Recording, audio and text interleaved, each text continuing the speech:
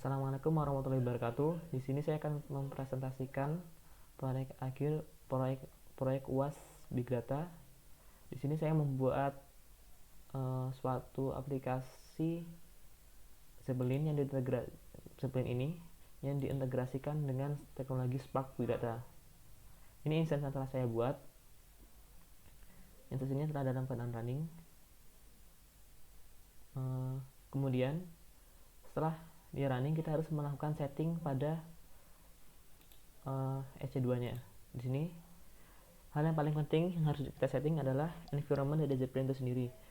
Kita di sini harus mengintegrasikan Spark agar ketika Zeppelin ini kita buka, maka dia juga akan membuka Spark-nya, membuka teknologi Spark. Ini yang harus kita tambahkan. Kita harus menambahkan pad dari Spark yang telah kita install juga di EC2 ini, sehingga ketika kita membuka Zeppelin ini, service Zeppelin ini, maka dia juga akan membuka Spark-nya. Di sini saya menggunakan data pedestrian atau kecelakaan pejalan kaki dalam bentuk JSON. Data kecelakaan pejalan kaki ini dapat kita langsung kirim ke EC2-nya atau melalui import node ini, yang merupakan fitur dari Zeppelin secara langsung. Di sini kita bisa langsung JSON. Di sini saya membuat saya maksimalkan pada angka 53 MB. Kita langsung saja untuk menyingkat waktu, kita buat proyek baru. Di sini saya akan namakan proyek Big Data. Nah, kita menggunakan interpreter Spark karena Spark yang telah kita install dan telah kita integrasikan pada Zeppelin ini. Kemudian kita buat create node. Nah, untuk memulainya, kita harus menguji terlebih dahulu apakah Spark telah terintegrasi dengan baik. Kita uji dulu, kita coba buat suatu grafik. Nah, komen ini sangatlah penting karena ini untuk memilih jenis interpreter apa yang akan kita gunakan dari dalam interpreter Spark itu sendiri, karena ada beberapa jenisnya. Jadi dalam interpreter Spark ada beberapa jenis-jenisnya. Di sini kita menggunakan PySpark. Nah, PySpark ini dia menyediakan environment Python. Jika kita hilangkan PySpark-nya, maka dia dapat menyebabkan error. Contohnya, nah, dia error. Nah, maka kita wajib menyediakan ini. Langsung saja kita buka ini, kita masukkan ini, kita baca data yang akan kita olah.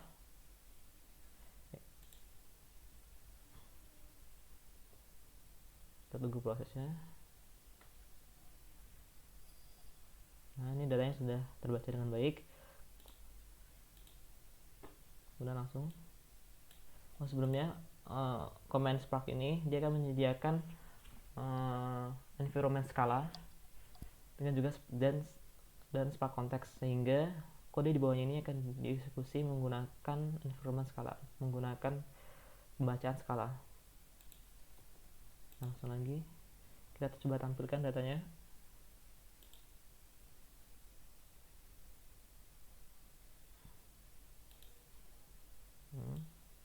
Setelah data ditampilkan ini datanya tidak rapi, maka kita harus menampilkan terlebih dahulu. Kita masukkan ke dalam suatu time table. Kita namanya class table. Saya namakan class table. Kemudian setelah kita masukkan, coba kita hitung ada berapa baris. Nah, komen ini menggunakan SQL karena interpreter SQL ini akan menyediakan suatu environment SQL sehingga dapat menggunakan query SQL. Kita coba cari.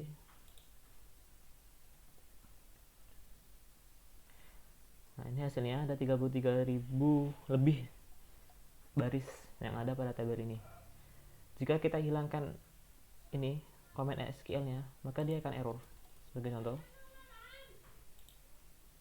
nah dia error. Nah, kita komen SQL. Udah. Kemudian kita coba tampilkan datanya.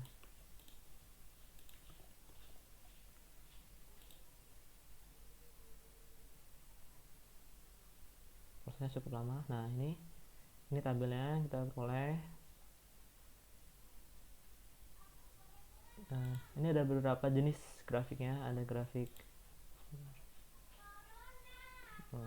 batang, ada grafik lingkaran, ada garis, ini ada line chart, dan juga ada ini juga ada bentuk ini. Nah, di sini saya akan menggunakan batang saja karena mungkin hasilnya akan lebih jelas. Sebagai contoh, saya akan menampilkan jumlah kecelakaan yang terjadi pada suatu kota setiap tahunnya berdasarkan jenis kelamin. Ini terus crash year, sini crash year, terus saya masukkan pedestrian mana ya, sebentar. Nah, ini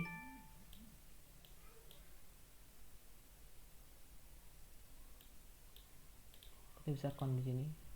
Nah, ini hasilnya ada berapa. Contohnya ini Charlotte, dia ada 12 kecelakaan laki-laki pada tahun 2018. Nah, contoh lainnya berdasarkan age, ini berdasarkan kelompok umur. Nah, kita count di sini. Nah, ini hasilnya sangat banyak. Kita bisa lihat di sini ada Charlotte pada umur 50 sampai 59, ada 5 orang dan lain-lain. Kita bisa lihat di sini hasilnya. Jika setelah selesai mengolah, kita tinggal importnya ke CSV. Ke CSV ini, nah dia akan akan downloading. Nah, saya juga telah melakukan import data juga ke ini ya, dalam bentuk CSV. Nah, di sini di CSV-nya ini coba kita baca, dia akan menghasilkan hasil yang sama.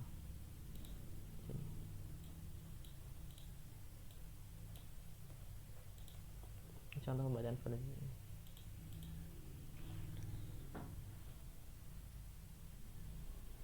Nah, ini hasilnya sama saja. Nah, ini sama saja kan.